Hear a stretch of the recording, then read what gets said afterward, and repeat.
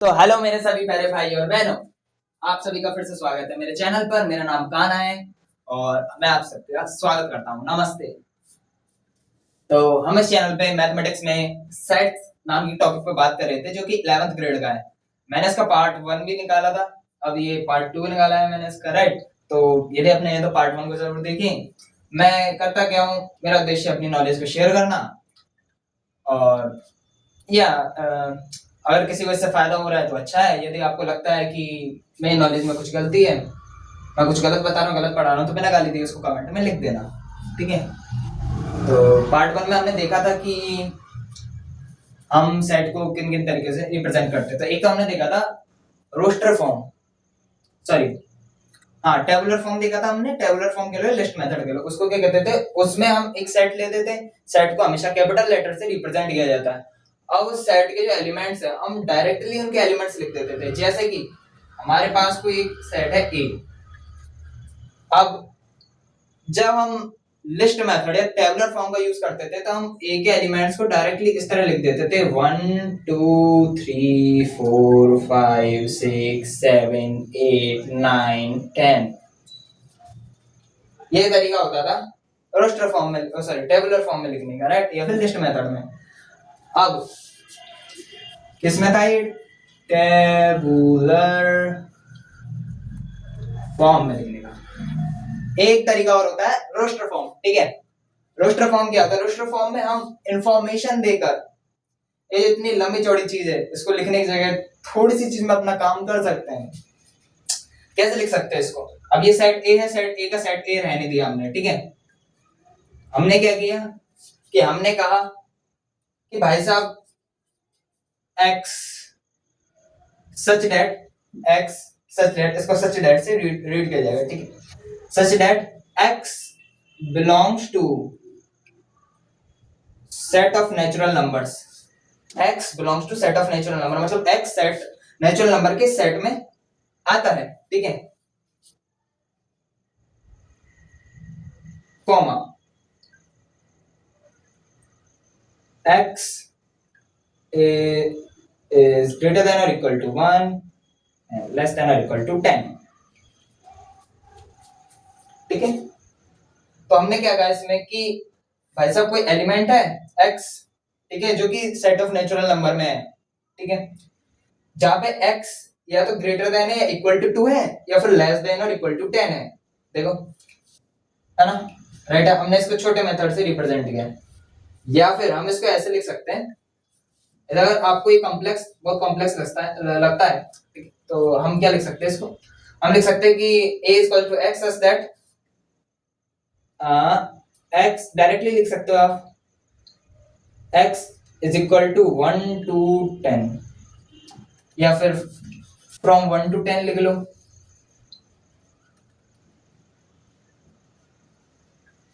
देखो भाषा आसान हो जाती है, कहने का मतलब है कि ये जो भाषा है ना, हम कभी भी सेट बिल्डर फॉर्म का यूज करते हैं तो उससे आसान हो जाता है सेट को रिप्रेजेंट करना, ठीक है।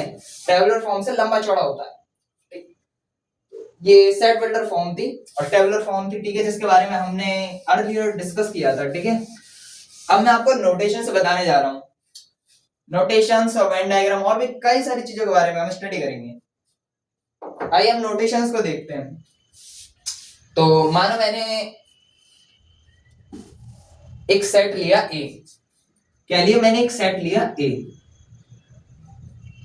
राइट। सेट ए मैंने ले लिया 1 2 4 5 9 6, ये हमारा सेट है, राइट, ठीक है। और एक सेट हमारा ये है, एक सेट हमने ले लिया बी, ठीक है। बी सेट में क्या है, बी सेट में है 2 4 5 9, ठीक है। ये ए सेट के एलिमेंट्स है, बी सेट के एलिमेंट्स है। मैंने टेबुलर फॉर्म में इनको इसलिए अरेंज किया ताकि समझना आसान हो जाए। अब इनको ज्यादा कुछ करने की जरूरत है नहीं, क्योंकि एलिमेंट्स भी देखो, एलिमेंट्स भी कम ही है, राइट, एलिमेंट्स भी कम ही है, ठीक है। और वैसे जो मेरा कैमरा एंगल है उसके लिए सॉरी यार, पर मैं कैमरा एंगल ढंग से अरेंज कर नहीं पाया, पता नहीं तो उसके लिए सॉरी, मैं बड़ा लिखने की कोशिश करूंगा थोड़ा सा। तो हमारे पास ए सेट है जिसमें एलिमेंट्स है 1 2 4 5 9 6। हमारे पास हमने एक बी सेट लिया 2 4 5 और 9 एलिमेंट उसमें, ठीक है। तो सबसे पहले हम सीखने वाले कार्डिनल नंबर के बारे में। अब ये कार्डिनल नंबर क्या होता है देखो, तो गौर से समझना। या तो कार्डिनल नंबर कह लो, ठीक है, या तो कार्डिनल नंबर कह लो, या फिर ऑर्डर ऑफ सेट कह लो,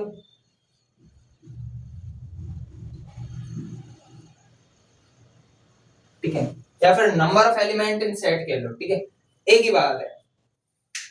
या फिर number of elements in set कह लो, यही बात है, ठीक है। अब इसका मतलब क्या होता है, ये चीज से हमको, इससे इसका कहने का तात्पर्य है कि किसी भी सेट में एलिमेंट्स कितने हैं। कार्डिनल नंबर क्या शो करता है, एलिमेंट्स इन अ सेट, ठीक है। जैसे अब इसको रिप्रेजेंट करने का तरीका होता है कार्डिनल नंबर को। जैसे मेरे को कार्डिनल नंबर ऑफ ए लिखना है, राइट, तो इसके लिए मैं लिखूंगा एन ए। कार्डिनल नंबर कह लो या फिर ऑर्डर ऑफ सेट कह लो या फिर number of elements in set ए कह लो, एक ही बात है, ठीक है। तो मैं तो किसी भी चीज का यूज करूंगा, अब मैंने बता दिया तुमको, ठीक है, इंफॉर्मेशन इसकी, ठीक है। तो हमने देखा number of elements in A, या फिर कार्डिनल नंबर ऑफ ए, या फिर ऑर्डर ऑफ सेट ऑफ ए। इसका सिंपली मतलब क्या है कि ए में कितने एलिमेंट्स है, राइट। तो हम देखिए एलिमेंट्स कितने हैं इसमें, 1 2 3 4 5 6 एलिमेंट्स है। तो कार्डिनल नंबर कितना हो जाएगा, 6। अब वही हम बी में देखें तो बी का कार्डिनल नंबर कितना हो जाएगा, 1 2 3 4 4, ठीक है। तो ये एक नोटेशन थी कार्डिनल नंबर की नोटेशन। अब हम एक चीज और देखते हैं कि मान लो कहीं पे ऐसे लिखा है, कहीं पे ऐसे लिखा है भाई साहब, कहीं पे ऐसे लिखा है, ऐसे लिखा है, दो या दो से ज्यादा सेट के लिए मैं दो का एग्जांपल लेके बता रहा हूँ। शुरू में ए और बी के बीच में ऐसा कोई साइन दिख जाए तो समझ जाओ ये लिखा है ए इंटरसेक्शन बी, ठीक है। अब इसका मतलब क्या है, इंटरसेक्शन क्या काम करता है कि जो सेट हमने लिए हैं उनके बीच के कॉमन एलिमेंट्स को बताता है इंटरसेक्शन, ठीक है। तो मैंने लिखा, तो इसका मतलब क्या है, वन सेकेंड, मैंने लिखा, चलो तो हम इंटरसेक्शन पे बात करते हैं,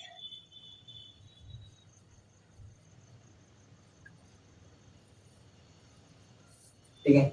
इंटरसेक्शन जैसे मान लो हमने एक सेट लिया ए जिसमें एलिमेंट्स है 2 4 5 9 6, और एक सेट लिया हमने बी उसमें एलिमेंट्स है 5 4 2 6 7, ठीक है। तो अब हमको क्या बताना है, इंटरसेक्शन का साइन क्या होता है। इंटरसेक्शन को इस तरह घूमे हुए यू से रिप्रेजेंट किया जाता है, ठीक है। तो हमने लिखा ए इंटरसेक्शन बी, राइट। तो इसका मतलब क्या है, इंटरसेक्शन का मतलब है कॉमन एलिमेंट्स कितने हैं ए और बी में। तो अपन गौर से देखें तो देखो उसमें कॉमन एलिमेंट्स कौन कौन से, एक तो 2 है, राइट, एक तो 2 है, हाँ ठीक है, एक 4 है, राइट, एक 4 है, ठीक है, एक कौन सा, एक 6 है, राइट, एक 6 है, ठीक है, एक 5 है, राइट, एक 5 है, ठीक है। ए इंटरसेक्शन भी क्या हो जाएगा, इंटरसेक्शन भी क्या हो जाएगा, जो कॉमन एलिमेंट्स ऑफ ए और बी दोनों के हैं वो, ठीक है। तो कौन कौन से है वो, 2 4 5 एंड 6, ठीक है।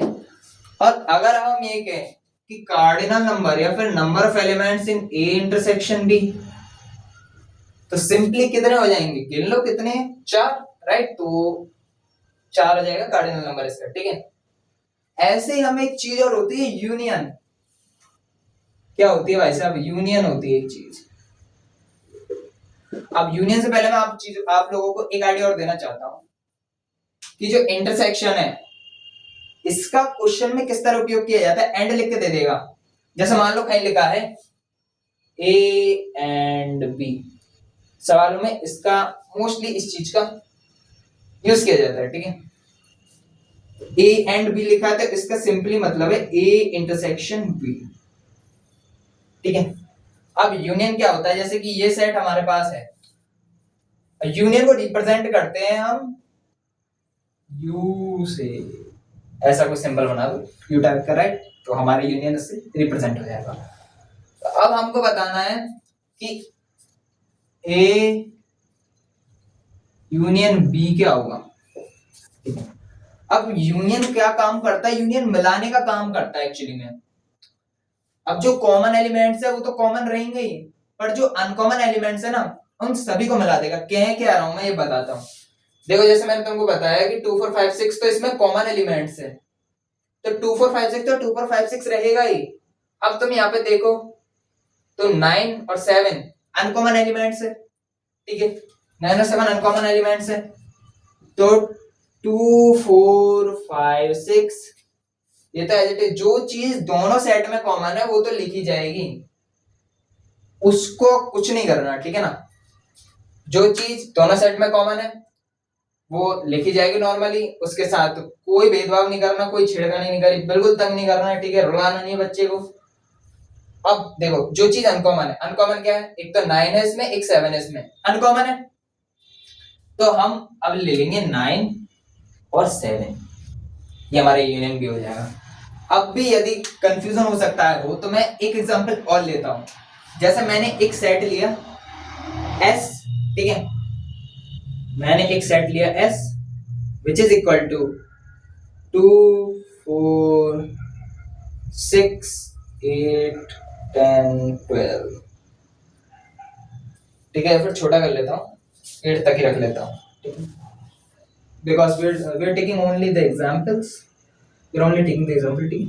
और एक सेट ले लिया मैंने W मैंने एलिमेंट्स लिख दिए 3 5 7 9। अब देखो ऐसा लिखा हुआ है कुछ, मामला पानी, ठीक है।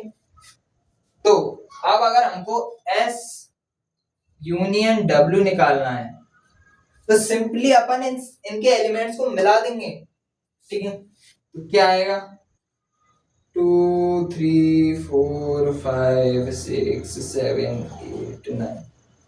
अब चाहो तो 2 को शुरू में लिख सकते हो, चाहो तो 2 को बाद में लिख सकते हो, लिखना एक ही बार है, ठीक है। किसी भी एलिमेंट को आप जहां चाहो वहां लिख सकते हो सेट में, पर क्योंकि देखो हमको समझने के पर्सपेक्टिव से बता रहा हूं मैं, अगर आप ऐसे लिखोगे तो बुद्धि सही रहेगी, थोड़ा सा है ना, समझने में सही लगेगा, हाँ भाई ठीक है, रीड करने में आसान होगा, लगेगी हाँ भाई ठीक है, चलो एक एपी भी बन रही है, तो मतलब ये आप चाहो तो एलिमेंट्स को इधर उधर करके भी लिख सकते हो, या फिर पहले 3 लिख सकते हो, फिर 2 लिख सकते हो, फिर 5, फिर 4, फिर 7, फिर 6, फिर 9, फिर 8, ऐसे भी लिख सकते हो आप। This is a good way to write the union, okay. तो हमने क्या किया, दो सेट लिए, दो सेट का यूनियन निकाला, उनके एलिमेंट्स को मिला दिया, ठीक है। अब अगर दो सेट में मान लो कोई कॉमन एलिमेंट है, मान लो अगर हमारे पास यहाँ पे 3 की जगह 2 होता, 7 की जगह 6 होता, ठीक है, तो देखो 2 तो दोनों में कॉमन आ गया, 6 दोनों में कॉमन आ गया, राइट है। फिर ये हमारा एच डैश और इसको हम डब्ल्यू डैश कर लेते हैं, तो H dash union W dash क्या हो जाता। अब देखो जो कॉमन है ना उस कॉमन को कॉमन रहने दो, एक तो 2 कॉमन है, एक 6 कॉमन है, ठीक है। अब बचा क्या 4 5 8 9, तो मतलब जो कॉमन है ना दोनों सेट में उसको केवल एक बार लिखना है, ठीक है। कॉमन एलिमेंट केवल एक बार आएगा, डिफरेंट एलिमेंट को मिला दो, ठीक है। कॉमन एलिमेंट हमने एक बार रखा और डिफरेंट एलिमेंट क्या थे 4 5 8 9, तो हमने उनको मिला दिया 4 5 8 9, सिंपल, ठीक है। अभी भी यदि आपका कोई डाउट होता है इससे रिलेटेड तो मुझसे कमेंट में पूछ लेना एक बार, शर्माने की बात नहीं है, ठीक है, गालियां बिना दिए, ठीक है, जो गलती हो मुझसे वो बता देना, ठीक है भैया। तो ये तो हमारा यूनियन वाला, ठीक है, यूनियन इंटरसेक्शन हो गया। अब अब हम देखते हैं थोड़ा कुछ देखते हैं, थोड़ा कुछ चलो इक्विवेलेंट सेट देखते हैं। चलो इक्विवेलेंट से पहले ऐसा करते हैं, नल सेट देख लेते हैं। नल सेट क्या होता है, नल सेट क्या होता है, नल सेट को रिप्रेजेंट करने का तरीका क्या है, नल सेट कह लो या वॉइड सेट कह लो या फिर एम्प्टी सेट कह लो, एक ही बात है, ठीक है। रिप्रेजेंट करने का तरीका क्या है और इसका मतलब क्या है ये मैं बताता हूँ। इसको रिप्रेजेंट किया जाएगा फाइव से, या फिर एक खाली ब्रैकेट से रिप्रेजेंट कर लो, ठीक है। सिंपल फंडा, राइट है। मोस्टली हम इन दो मेथड्स का यूज करेंगे, तो इसलिए मैंने इनको लिया, right? इसका मतलब क्या है कि मान लो किसी सेट में या तो जीरो एलिमेंट है, मतलब जीरो एलिमेंट है, एलिमेंट नहीं है, ठीक है, कहने एक ही बात होती है, जीरो एलिमेंट है या फिर एलिमेंट नहीं है, एक ही बात है। तो उसको हम नल सेट कहते हैं। मान लो कि हमारे पास कोई एक सेट है, contains natural number from 1 to infinity, ठीक है। अब ये तो पूरा भरा हुआ सेट है, तो ये नल सेट नहीं होगा। मान लो हमारे पास एक सेट है जिसमें कोई एलिमेंट ही नहीं है, भाई साहब खाली बस सेट बना हुआ है ये भाई साहब ये देखो, ये बस सेट बना है, इसके पास अपनी कोई जाति वाति कुछ नहीं है, कोई एलिमेंट नहीं है जो इसकी जाति को बता रहा हो कि होल नंबर है, नेचुरल नंबर है, या फिर क्या है ये, ठीक है। तो ऐसे सेट को हम नल सेट कहते हैं, और इनको हम सिंपली इस चीज से इसे डिनोट कर देते हैं, या फिर हम इसको फाइव लिख सकते हैं, सिंपल, ठीक है। एक तरीका होता है। और मान लो कि हमको कोई एक इंफॉर्मेशन दी हो, जैसे यदि हमको कोई सेट बिल्डर फॉर्म में, राइट है, सेट बिल्डर फॉर्म में हमको कोई रॉन्ग इन्फॉर्मेशन दे दी, वो इन्फॉर्मेशन तो मैच नहीं कर रही, उस इन्फॉर्मेशन से तो कोई सेट ही नहीं बन रहा, तो हम उसको भी नल सेट कहते हैं। मैं बताता हूँ क्या है, जैसे कि मैं बताता हूँ, जैसे मैंने लिखा एक set A x is equal to x such that x belongs to set of natural number, x belongs to set of natural मतलब x नेचुरल नंबर के सेट में आता है, ठीक है।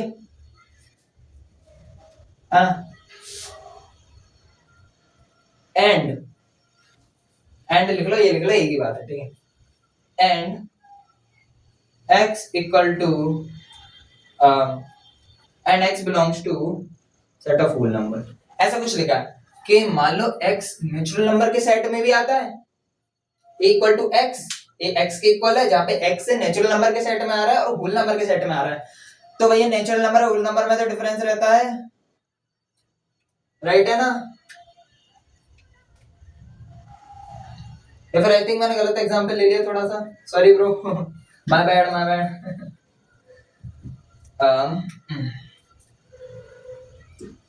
तो एक्स स्क्वायर प्लस 1 इक्वल्स 0, क्या इन्फॉर्मेशन सही है? हाँ, तो या फिर हम ऐसे लिख सकते हैं सिंपली, देखो ऐसे लिख सकते हैं हम कि x square plus 1 equal to 0, ऐसे लिख सकते हैं। तो हमको एक चीज देखनी, ये हमारे पास कोई सेट A है which is equal to x such that x square plus 1 is equal to 0। अब हम x के लिए कोई भी रियल नंबर पुट कर ले, कोई भी नेचुरल नंबर पुट कर ले, होल नंबर पुट कर ले, कोई भी नंबर पुट कर ले, रियल नंबर्स ले दो भैया, कोई कमी पड़ गई है क्या, तो भी ये इक्वेशन सेटिस्फाई नहीं होगा। इसका मतलब कि अगर इक्वेशन सेटिस्फाई नहीं हो रहा है तो इसका मतलब एलिमेंट ही नहीं है सेट में, ये सेट तो बेवकूफ बना रहा है हमको कि x है जहां पे x is equal to minus of root 1 है। अब माइनस ऑफ रूट 1 क्या होता है भाई, छोड़ो, माइनस ऑफ रूट 1 छोड़ो, मैं बताता हूँ। क्या आप x की जगह पे कोई भी ऐसी चीज रख सकते हो जो 0 के इक्वल हो जाए? कुछ भी नहीं है, नेगेटिव पॉजिटिव ले लो, कोई से भी नंबर ले लो, तो ये एक फॉल्स इंफॉर्मेशन है। क्या है ये? एक फॉल्स इंफॉर्मेशन है। तो कोई भी मान लो किसी भी सेट में हमको फॉल्स इंफॉर्मेशन मिल जाए कि भाई ये तो मैच ही नहीं हो रही, अगर मैच नहीं हो रही तो इसका मतलब इसमें कितने एलिमेंट है? 0 एलिमेंट है। 0 एलिमेंट है तो मतलब क्या है? नल सेट है।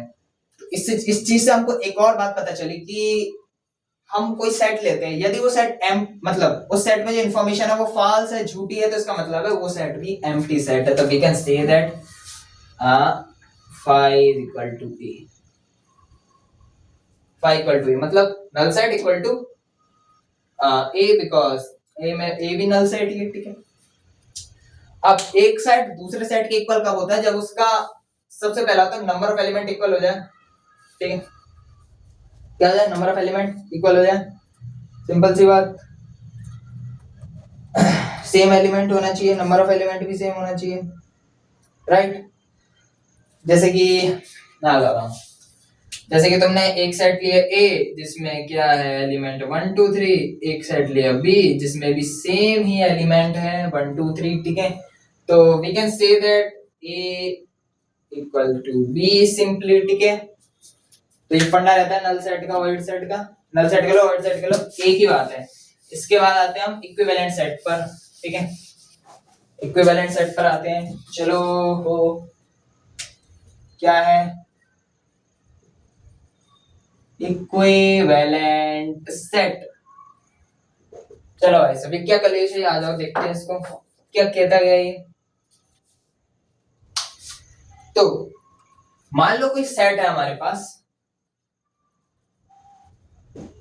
अल्फा बीटा गामा डेल्टा, ठीक है भैया।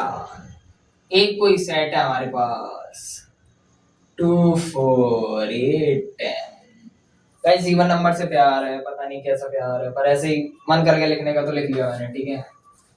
तो इक्विवेलेंट सेट क्या होता है? सबसे पहले तो कोई भी सेट इक्विवेलेंट है तो उसको रिप्रेजेंट करने का तरीका क्या रहेगा?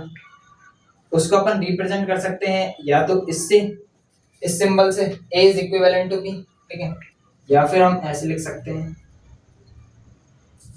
इस तरीके से हम किसको रिप्रेजेंट कर सकते हैं?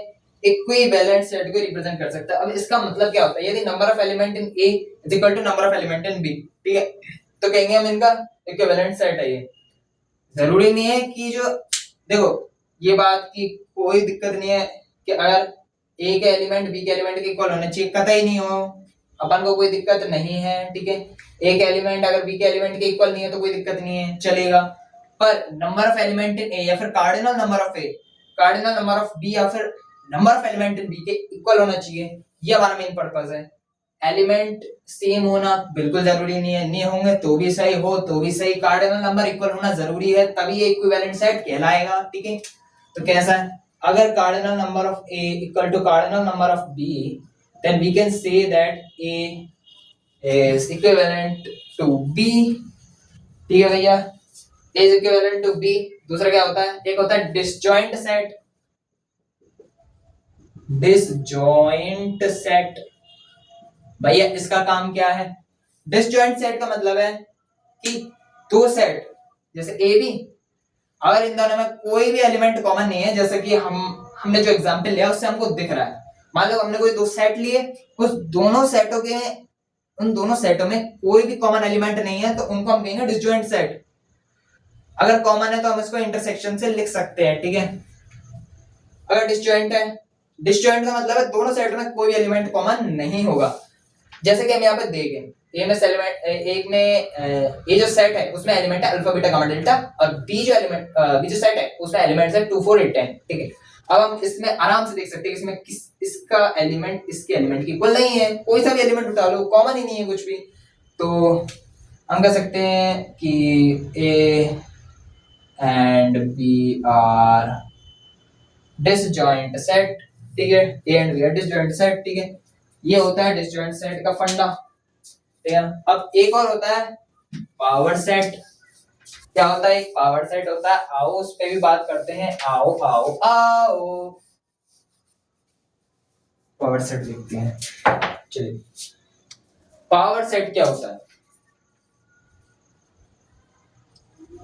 पावर सेट होता क्या है कि मान लो हमने कोई सेट लिया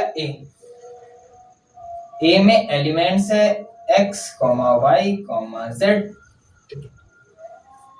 वैसे तो अगर हमने परम्यूटेशन एंड कॉम्बिनेशन नाम का एक चैप्टर होता है, वो अगर हमने पढ़ा हो तो हम इसके आराम से इसके सबसेट को बता सकते हैं, ठीक है। पर पर उसके लिए शायद मैंने सबसेट नहीं पढ़ा है, कोई दिक्कत नहीं है। तो हमको सबसेट की नॉलेज होनी चाहिए अगर हमको पावर सेट को समझना है। तो सबसेट क्या होता है? जैसे मैं सबसेट का नॉलेज दे देता हूँ, मैंने पावर सेट का गलत टॉपिक उठा लिया, उसके लिए I am so sorry, but सबसे पहले मैं सबसेट का नॉलेज देना चाहूंगा, क्योंकि सबसेट के बिना पावर सेट को समझना, I mean you can understand it. तो सबसेट का, सबसेट क्या होता है?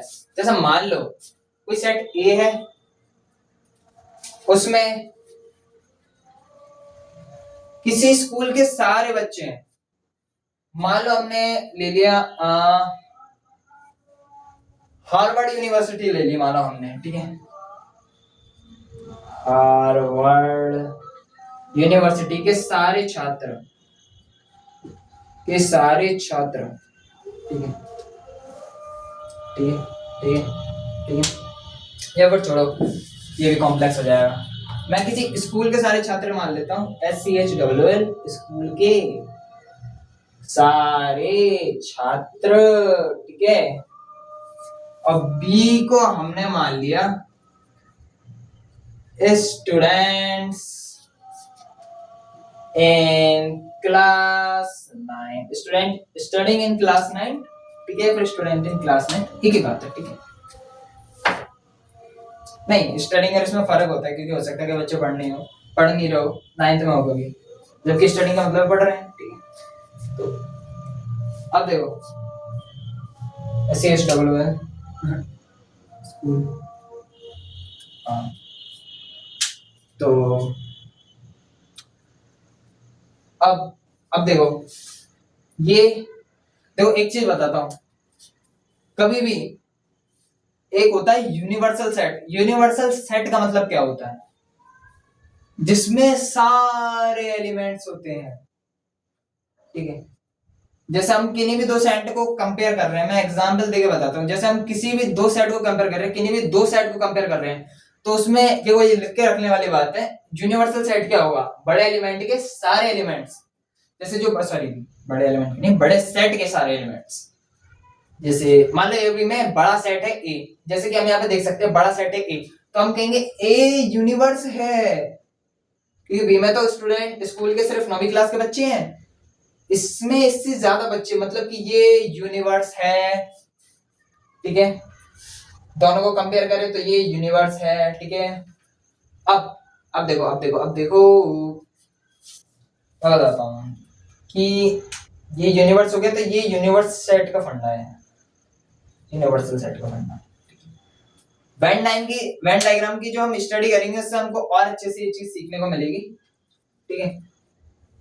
तो ये यूनिवर्स सेट है, और इस यूनिवर्सल सेट में स्टूडेंट ऑफ क्लास 9th इसके अंदर ही आएंगे, ठीक है। तो हम कह सकते हैं that B is a subset of A। ये सबसेट का साइन होता है, क्या होता है ये? सबसेट का साइन होता है, ठीक है, सबसेट का साइन होता है, इससे हम सबसेट को रिप्रेजेंट करते हैं। इसका मतलब जो ए में बी में वो कई सारे ऐसे एलिमेंट्स हैं जो ए में है, ठीक है, so we can say that B is a subset of A, ठीक है। इसका मतलब क्या है कि बी में वो, जैसे मान लो ए बड़ा सेट है और बी में कई सारे ऐसे एलिमेंट्स हैं जो ए में नहीं है, मतलब सॉरी ए में है, बी में उतने एलिमेंट है जो ए में भी है, पर बी इक्वल टू ए नहीं है। बी के कई सारे एलिमेंट ऐसे हैं, मतलब बी के पूरे एलिमेंट्स ऐसे हैं जो ए के अंदर है, ठीक है। अब वो ए का कितना भी हिस्सा हो सकता है ए का 1/4 हिस्से में हो, ए का 1/6 हिस्से में हो, ठीक है। कहने का तात्पर्य है कि किसी हिस्से में होगा ए के में, ए के इक्वल नहीं होना चाहिए, ठीक है। तो मैं इसको एग्जांपल लेके बताता हूँ, जैसे हमने ले लिया 1 2 3 4 5, एक सेट है ए, एक सेट हमने लिया बी, कितना हो गया वो 1 2 3। अब हम कह सकते हैं B is a subset of A, right, because देखो B के जो एलिमेंट है वो A के इक्वल, A के इस भाग के इक्वल है, ठीक है। तो we can say that B is a subset of A, right. अब ये एलिमेंट बच गए, देखो ये यूनिवर्स है, गौर से देखो तो क्या है, ये यूनिवर्स है, यूनिवर्स को U से रिप्रेजेंट करते हैं, ठीक है। B is a subset of A, मतलब B के जो सारे एलिमेंट है वो A के एलिमेंट्स के अंदर आते हैं, ये होता है B का, इसके सबसेट का मतलब, ठीक है। अब सबसेट में भी होते हैं प्रॉपर सबसेट और इम्प्रॉपर सबसेट। अब प्रॉपर सबसेट क्या होता है, जैसे लिख के रख लो यार, लिख लेना इन बातों को, ठीक है। प्रॉपर इम्प्रॉपर क्या होता है सबसेट? तो प्रॉपर सबसेट को रिप्रेजेंट करने का तरीका है इस तरीके से, आई थिंक सो राइट। ऐसे प्रॉपर सबसेट को रिप्रेजेंट किया जाता है, ठीक है। प्रॉपर सबसेट का मतलब क्या होता है? प्रॉपर सबसेट का मतलब होता है कि ए बी का सबसेट है पर ए बी के इक्वल नहीं है, मतलब A is a subset of B but A is not equal to B. A is a subset of B but A is not equal to B. ठीक है। हाँ, एक होता है प्रॉपर सबसेट, इसका मतलब A के अंदर वो सारे सबसेट है जो B के अंदर है, मतलब A के जो एलिमेंट्स हैं वो B के अंदर है पर A is equal to B नहीं है। अब मान लो एक केस और है, जैसे हम अब हम आते हैं इम्प्रॉपर सबसेट पे। इम्प्रॉपर सबसेट को रिप्रेजेंट करने का तरीका ये है, जब हमको पता नहीं है सेट प्रॉपर है इम्प्रॉपर है तो हम इस साइन का यूज करते हैं सिंपली, ठीक है। तो इम्प्रॉपर सबसेट का मतलब क्या होता है? ए बी का सबसेट तो है पर ए बी के भी इक्वल है, देखो नीचे एक डंडा सा लग रहा है, राइट। ए बी का सबसेट तो है पर ए बी के इक्वल भी है, मतलब number of subset of A is also number of subset of B. Am I right? हाँ,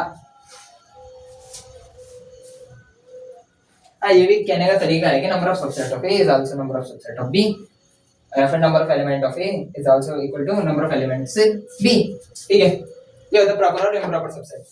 अब इसकी डेफिनेशन मैं तुमको देके बताऊंगा पावर सेट से, ठीक है। पावर सेट से मैं बताऊंगा क्या चीज है, क्या कंडीशन है। मान लो हमने कोई सेट लिया, एक हमने सेट लिया ए which is equal to x, y, z, ठीक है। अब इसके सबसेट कितने बनेंगे? देख, तो सबसेट पहले तो एक एक का सबसेट बनेगा x, y, z। एक तो ये एलिमेंट हो सकते हैं, एक हो सकते हैं x, y sorry y, z and z, x, ठीक है। एक हो सकता है, एक होता है x, y, z, ये सबसेट है, ठीक है। तो ये सबसेट्स हैं इसके, ठीक है, राइट है, ये इसके सबसेट्स हैं। हाँ, और एक और चीज कि 5 जो होता है वो भी एक सबसेट होता है, 5 रहता है ना, वो भी एक सबसेट रहता है, राइट। तो चलिए इसको आगे बढ़ाते हैं अपनी गाड़ी को, ठीक है ना। 5 एक सबसेट होता है क्योंकि देखो 5 मतलब नो एलिमेंट्स, एक तरीके से इसके अंदर एलिमेंट्स भी हैं और 5 इसका सबसेट हो जाएगा, क्योंकि 5 इसका सबसेट ऐसे हो जाएगा क्योंकि है ना इसमें कोई क्या कहते हैं उसको, what do we say that, I mean 5 is a subset of every set, you know, because देखो 5 को हम क्या कहते हैं नल सेट के रूप में लेते हैं, राइट। तो नल सेट तो सबसेट होता ही है, देखो वैसे होता है, नल सेट सबसेट होता है किसी भी सेट का, right. Null set is the subset of every set, ठीक, ओके, लगभग। तो अब हम आते हैं पावर सेट पे। पावर सेट, पावर सेट क्या होता है? जैसे मान लो हमको कोई ए सेट मिला जिसमें एलिमेंट्स है x, y, z, शायद मुझे वो एग्जांपल मिटाना नहीं चाहिए था पर मिटा दे। अब हमको पावर सेट ऑफ ए निकालना, तो power set of A is nothing but subset of A. Subset of A ही पावर सेट ऑफ ए होता है, ठीक है। तो कितने हो जाएंगे? x, y, z, x, y, y, z, z, x, x, y, z, phi, ठीक है। ये हो जाएगा हमारा पावर सेट, ठीक है ना। अब इसमें आप हाँ एक चीज को नोटिस करो, तो मैं इस प्रकार के ब्रैकेट का यूज कर रहा हूँ, मैं कुछ इस प्रकार के ब्रैकेट का यूज कर रहा हूँ, इसका यूज नहीं कर रहा और इसका भी यूज नहीं कर रहा हूँ, ठीक है, तो there is a reason why am I using this bracket. ठीक है, अब इस ब्रैकेट का मतलब क्या होता है? इस ब्रैकेट का मतलब है कि इसमें, इस ब्रैकेट में जो भी टर्म्स लिखी है ना, इस ब्रैकेट में लिखा 1 और 2, 1,2 लिखा, तो इसका मतलब है ओनली 1 एंड ओनली 2। ठीक है, ओनली 1 एंड ओनली 2, 1 और 2 एलिमेंट को ले जाएगा इसमें। ठीक है, ओनली 1 और ओनली 2 को। और मान लो मैं इसको ओपन ब्रैकेट में अगर मैं 1,2 लिख लेता, सॉरी 1,2 लिख लेता ओपन ब्रैकेट में, तो इसका मतलब क्या होता? 1 और 2 के बीच के सारे एलिमेंट्स, पर हम 1 को इंक्लूड नहीं करेंगे, 2 को इंक्लूड नहीं करेंगे, not including 1 and 2, but we're gonna include all the values between 1 and 2. Okay, तो रियल नंबर्स। ठीक है, और इसका मतलब क्या होता है? ऐसे कभी भी लगा हुआ दिख गया भाई साहब हमको 1,2, तो समझ जाना कि 1 और 2 को इंक्लूड कर रहे हैं, और 1 और 2 के बीच की सारी वैल्यूज को हम इंक्लूड कर रहे हैं। ठीक है, ठीक है। अब मान लो इसी की जगह ऐसे लिखा होता, यहाँ पे क्लोज ब्रैकेट लगा है, यहाँ पे ओपन ब्रैकेट लगा हुआ है। ठीक है, तो इसका मतलब है 1 को इंक्लूड करना है और 1 और 2 के बीच के सारी वैल्यूज को इंक्लूड करना है, बट 2 को इंक्लूड नहीं करना है। ठीक है, तो ये हमारा पावर सेट वाला सिस्टम था। मैं सोच रहा हूँ कि मैं कॉम्प्लीमेंट ऑफ सेट कर रहा हूँ, राइट है, पर आई थिंक मुझे आप सभी से ले लेनी चाहिए राय उस चीज पर। तो वीडियो बहुत लंबा हो गया है, आई थिंक मुझे अब इस चीज को आगे से कंटिन्यू करना चाहिए, राइट। तो आप सभी से मिलके अच्छा लगा। हमने सेट में हम पावर सेट तक पहुंच गए हैं, हम कोशिश करेंगे कॉम्प्लीमेंट ऑफ सेट पे हम पहुंचे। ठीक है, और यदि आपको लगता है कि मेरे से कोई भी गलती हुई है अपने नॉलेज को शेयर करने में, तो बिना गाली इसको कमेंट में लिख देना। हम आगे से स्टार्ट करेंगे कॉम्प्लीमेंट ऑफ सेट से, और फिर हम वेन डायग्राम को इंक्लूड करेंगे और भी कई सारी चीजें। और एक बहुत इंपॉर्टेंट चीज, यदि आप किसी कोचिंग में पढ़ रहे हो या फिर आप किसी स्कूल में पढ़ रहे हो, तो इस सेट को अगर आपको आराम से एकदम स्मूथली पढ़ना है ना, सब सेट पावर सेट है ना, सब चीजों को, तो आपको परम्यूटेशन कॉम्बिनेशन आना चाहिए।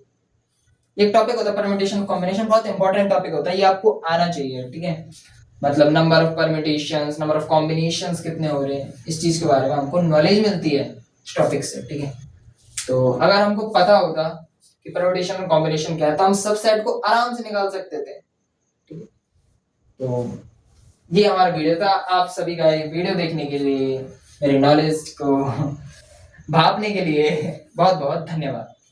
आप सभी से मिलकर मुझे अच्छा लगा। नमस्ते, आप सभी का धन्यवाद।